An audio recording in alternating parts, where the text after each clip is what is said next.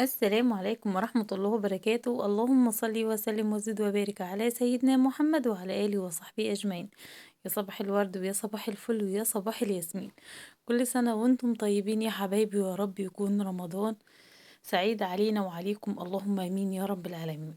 اول حاجة كده زي ما انتم شايفين، قمت من النوم يا حبايبي، روقت البيت بتاعنا. بسم الله ما شاء الله، البيت بتاعنا اصلا كان نظيف وكان رايق. انتوا عارفين ان انا عملت لكم فيديوهات الروتين في البيت كله. بسم الله ما شاء الله، البيت كان زي الفل وزي العسل. اول حاجة كده قلت ايه، اخدكم كده جولة. كانت جنى ما شاء الله عليها قامت من النوم، نظفت اوضتها، وندى برضو نظفت اوضتها، وانا نظفت الاوضه بتاعتي. بصراحه يعني كان البيت رايق ونضيفه زي الفل. قلت بقى اصور لكم كده اليوم من اوله، وهقول لكم اليوم ختم معايا ازاي. بس طبعا حطوا لايك للفيديو واشتركوا في القناه لو انتوا اول مره تشوفوني او تزوروني.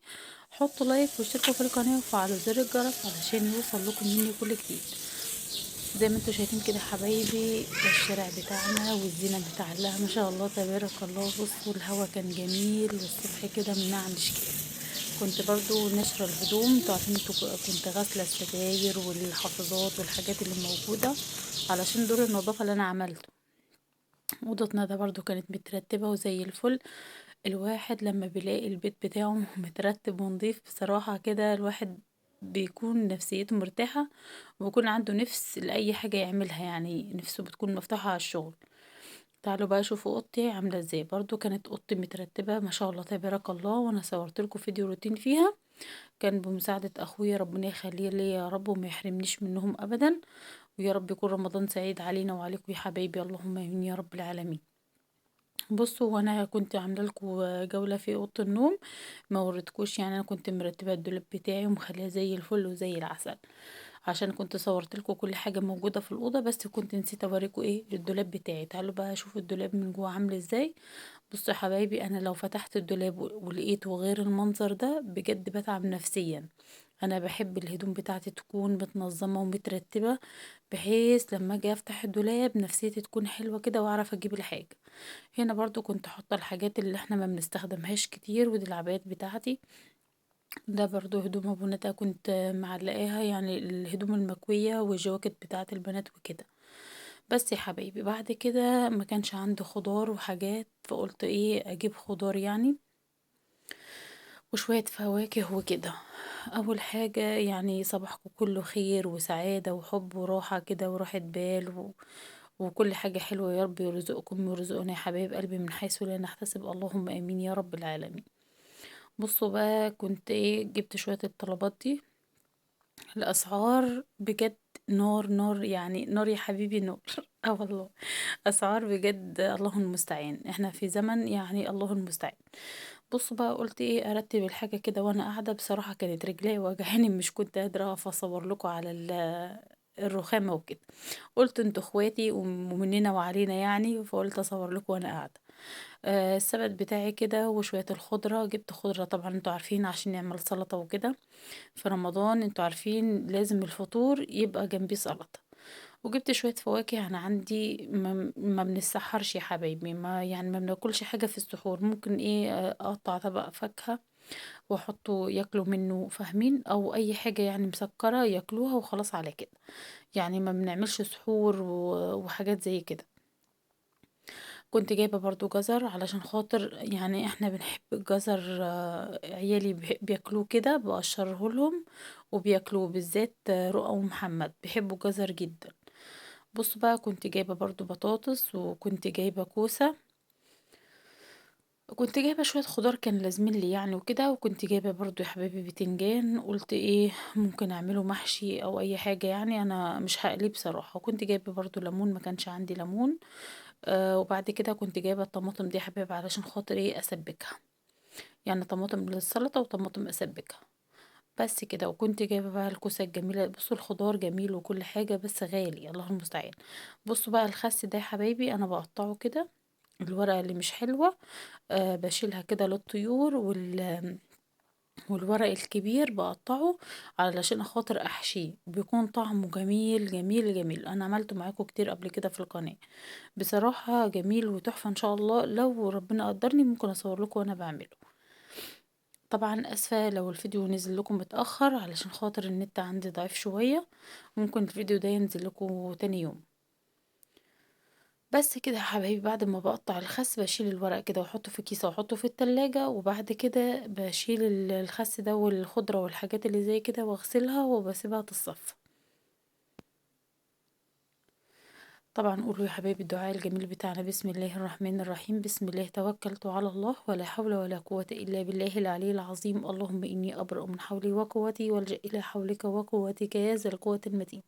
بصوا بقى الجمال والحلاوة، ما شاء الله تبارك الله. ربنا يرزقكم يا حبايبي ويرزقنا من حيث لا نحتسب، اللهم آمين يا رب العالمين. شايفين؟ بسم الله ما شاء الله تبارك الله. هشيل بقى الخضار ده كله والحاجات دي كلها واحطها ايه في التلاجة، وكنت جايبة حاجات يعني برضو حلويات او كده برضو عشان رؤى بتحب الحاجات دي. بعد كده كنت ايه، حطيت اللحمة على النار. طبعا بسلقها بالطريقة العادية، انا مش صورت لكم الاكل من الاول عشان بصراحة جالي تليفون وكان في حالة وفاة، كان خالي توفى، فكان لازم ان انا اروح وكده، فقلت لازم ايه اعمل لكم اكل سريع، يعني اوريكم انا عملت ايه بس في الاكل وخلاص. على كده كان عندي كفتة في الفريزر متفرزة، كان بصراحة اخر كيس فرزته. وطبعا عملت كمية تانية بس صورتها لكم، ان شاء الله انزلها لكم في فيديو منفصل لوحده واقول لكم طريقتها ازاي. احنا بنحبها كور كده يا حبايبي، بصراحة بيكون طعمها جميل جدا. بس بطلعها تفك شوية وبعد كده بحمرها في الزيت زي ما انتوا شايفين.